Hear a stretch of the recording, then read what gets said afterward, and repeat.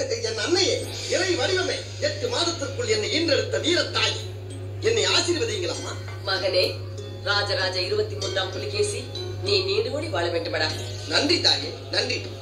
ஆனால் மகனே, நீ சிம்மாசனத்தில் அமர்ந்ததும் உனக்குள் ஏற்படும் மாற்றங்கள் தானடா எனக்கு கலக்கம் தருகிறது. என்ன தாயே செய்வது? நாடாள் அரசன் என்றால் சும்மாவா? என் உடம்பில் ஒருவது தங்களின் ராஜரத்தம் அல்லவா? வாளும் வேலும் என் இரு கண்கள். போர்க்களம் என்பது இந்த புலிகேசியின் பொழுதுபோக்கு. உறைந்த ரத்தம் நான் உறிஞ்சும் வாசம். உருண்டோடும் தலைகள் நான் எத்து விளையாடும் பந்துகள். இந்த செங்கோலும் கோட்டையும் தாங்கள் எனக்கு கொடுத்த பரிசு. எதிரிகளின் மகனங்கள் நான் தங்கள் பாதங்களுக்கு அளிக்கும் பரிசு. நான் அதை சொல்லவில்லையடா.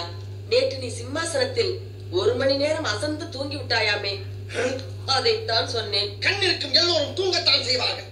ஏதோ அழுப்பில் கொஞ்சம் அசந்திருப்பேன். உலகையை கட்டி காக்கும் திருமால் கூட எதற்காக பாம்பு படுக்கை வைத்திருக்கின்றார்? இவரையே ராஜராஜ சோழன் கூட போர்க்களத்தில் குதிரையிலே தூங்குவாராம். நிறுத்தடா. உன்னை நம்பித்தானேடா இந்த நாடே இருக்கிறது. கடமை செய்யும் நேரத்தில் கண்டபடி தூங்காதே. போடா போடா. வணக்கம் அரசே. அண்ணா, என்ன தூங்கி விட்டேனா? அதை பெரிய துக்கமாக பேசுகிறார்கள். அப்படியா? என்ன அப்படியா? வாரம் அமைக்கிறேன், வாரம். ராஜாதி ராஜ, ராஜ மார்த்தாண்ட, ராஜ கம்பீர, ராஜகுல திலக, ராஜ பராக்கிரம, ராஜ வைராக்கிய, மாமன்னர் 23ஆம் புலிகேசி, வராத் வராத் வராத். கவனித்தீரா? எதை மன்னா? இவன் பாடிய துதியை கவனித்தீரா?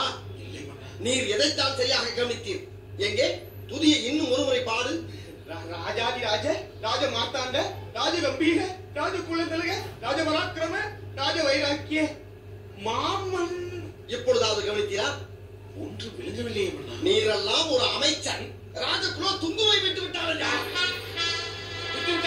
நெஞ்சு பொறுக்கவில்லை. இப்பொழுது என் வாளை